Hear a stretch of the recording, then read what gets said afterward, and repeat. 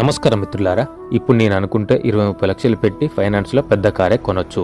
కానీ దాని 5 సంవత్సరాలు ఈఎంఐలు కట్టలేక, నలుగురిలో షో ఆఫ్ చేయలేక, దాన్ని మెయింటైన్ చేయలేక ఆ ఈఎంఐ కట్టినన్నాళ్ళు నరకం చూస్తాం. అయినా అది అంత ఆర్థిక స్థాయి కాదు మనది. ప్రస్తుతానికి 5-6 సంవత్సరాల క్రితం ఉండే 50-60 లక్షలు పెట్టేటువంటి కొనేటువంటి స్తోమత కూడా ఉండే.